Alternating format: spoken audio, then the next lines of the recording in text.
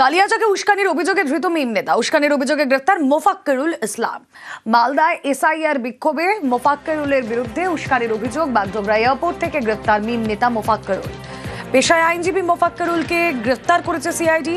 গ্রেফতার মোফাক্কেরুল ইসলামের সহযোগী একরামুল বাগানি। কথা বলবো, রৌনক রয়েছেন সঙ্গে। রৌনক, এই মোফাক্কেরুলের সেদিন কি ভূমিকা ছিল, তাকে গ্রেফতারি বা করা হলো কিভাবে? একেবারে পুলিশের কাছে বেশ কিছু ভিডিও ক্লিপ আসে যেখানে দেখা যায় মোফাক্কেরুল ইসলাম একটি গাড়ির বোনেটের ওপর দাঁড়িয়ে উস্কানিমূলক মন্তব্য ছড়াচ্ছিল। তারপর থেকেই তার গতিবিধি ট্র্যাক করে পুলিশ এবং আজ সকালবেলায় যখন তিনি বাগডোগরা এয়ারপোর্ট থেকে অন্যত্র চলে যাওয়ার ছক করছিলেন, ঠিক তখনই তাকে কিন্তু সিআইডি তরফ থেকে গ্রেফতার করা হয়। মূলত পুলিশ অনুমান করছে যে এই মোফাক্কেরুল ইসলাম সেদিনকার যে বেআইনি জমায়েত, রাস্তা অবরোধ থেকে শুরু করে পরবর্তী যে অপ্রীতিকর পরিস্থিতি ঘটে, সেই ঘটনার পেছনে তিনি কিন্তু মদত দিয়েছিল। এই কারণেই এই ঘটনার মাস্টার মাইন্ড হিসেবে তাকে কিন্তু গ্রেফতার করে সিআইডি। ওকে,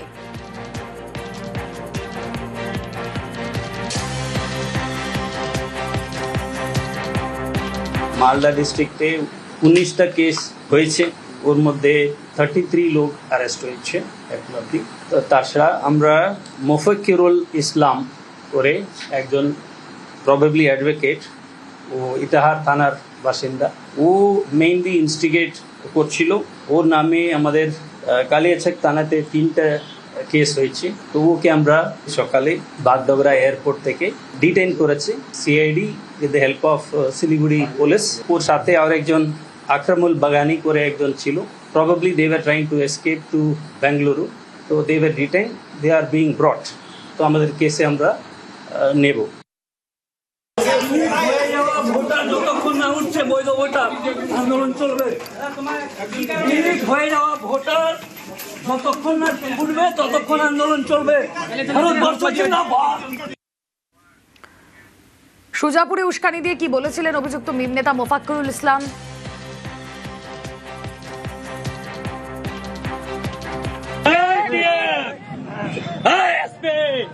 ডিআইবি সিআইডি কে আছে রে ভাই? ওয়া না না আইবে একটাই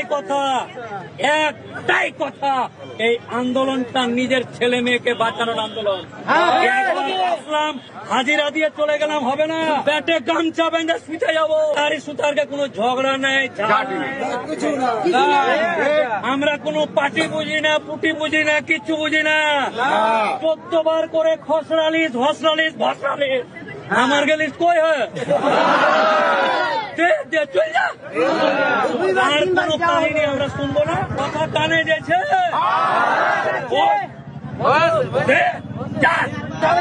সম্পত্তি আর বাপের সম্পত্তি, সম্পত্তি আর দাদার সম্পত্তি হবে। কালিয়াচকের বিক্ষোভ অশান্তিতে ধৃত মূল চক্রী, বাগডোগরা এয়ারপোর্ট থেকে ধৃত মোফাক্কেরুল ইসলাম। গ্রেফতার মোফাক্কেরুল ইসলামের সহযোগী একরামুল বাগানি। বাগডোগরার পুলিশ ফাঁড়ি থেকে ফেসবুক লাইভ ধৃতের। ফেসবুক লাইভ করেন ধৃত এই মিম নেতা। এসআইআর এর নাম করে যে সমস্ত মুসলিম মানুষদের ভোটার করে দিয়েছে বা ডিলিট করেছে, যাদের নাম হয়নি, তাদের আন্দোলনে সহযোগিতা করতে গিয়ে সেখানে বক্তব্য দেওয়ার কারণে আমার জন্য কোনো জজ সাহেব অ্যারেস্টও ছিল না আর আটকও ছিল না। আমি ন্যাশনাল দিয়ে আসছিলাম, আর ঘটনা ঘটেছে মোথাবাড়িতে, তার জন্য অ্যারেস্ট হলাম আর কি। বাগডোগরা এয়ারপোর্টে মামলার কাজে যাচ্ছিলাম ওইখান থেকে।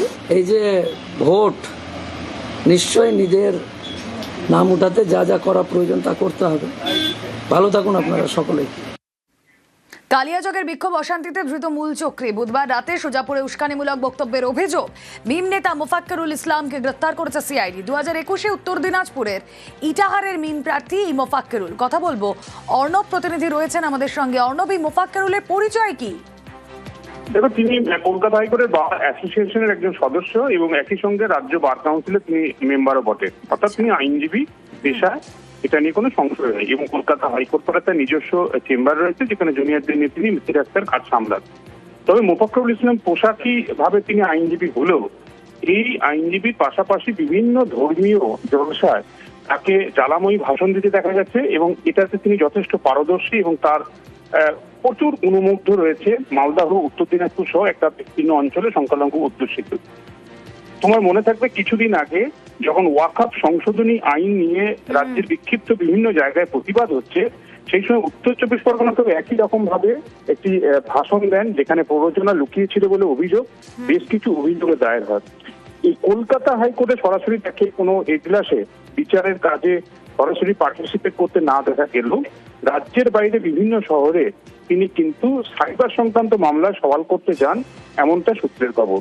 এবং একই সঙ্গে তিনি যে ভাবে কখনো এসআইআর বিরোধী, কখনো ওয়াকফ বিরোধী, কখনো সিএ বিরোধী বিভিন্ন আন্দোলনে কিন্তু এই ধরনের প্ররোচনামূলক বক্তব্য রাখেন, উত্তেজক বক্তব্য রাখেন, এটা অনেকেই বলছেন হাইকোর্ট পাড়ার।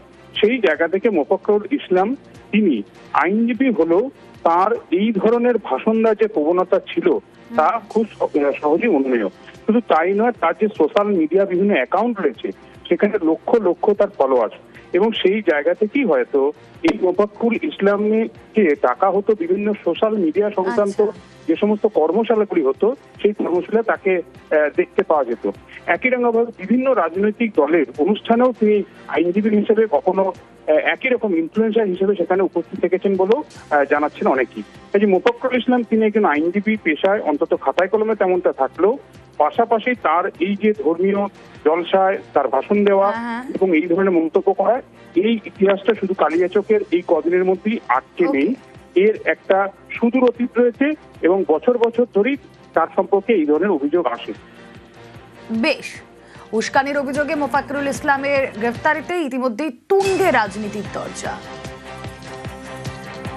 ইলেকশন কমিশন যেভাবে এই পশ্চিমবঙ্গকে উত্তপ্ত করে তুলেছে, জনরোষের জায়গা করেছে, এবং পরবর্তী ক্ষেত্রে বিজেপি যেভাবে আইএসএফ, হুমায়ুন কবিরের দল ইত্যাদিকে নিয়ে একটা সমাজে বিভাজন করেছে, যার পরিণতি হচ্ছে মোথাবাড়ির ঘটনা, সেই তদন্তে কেন জ্ঞানেশ কুমারকে অন্তর্ভুক্ত করা হবে না? কেন জ্ঞানেশ কুমারকে এই তদন্তের আওতায় আনা হবে না? যে ভেতরের বৃহত্তর ষড়যন্ত্র, লার্জার কনস্পিরেসি, সেই অ্যাঙ্গেলে এনআইএ কে জ্ঞানেশ কুমারকে তদন্তের আওতায় আনতে হবে। যে ভদ্রলোককে গ্রেফতার করা হয়েছে তিনি অনেক দিনের পুরনো তৃণমূলের কর্মী। ওনার কাকা জগৎবল্লভপুরে বিধায়ক ছিলেন। সেই সময় ওইখানে হাওড়ার জগৎবল্লভপুরে ডিফ্যাক্টো বিধায়ক হিসেবে উনি কাজ করতেন। এছাড়াও বহু জায়গাতে উনি তৃণমূলের হয়ে কাজ করেছেন। আসলে এগুলো হচ্ছে এক একটা মুখোশ, কখনো হুমায়ুনের নতুন পার্টি, আসলে এরা সবাই তৃণমূল।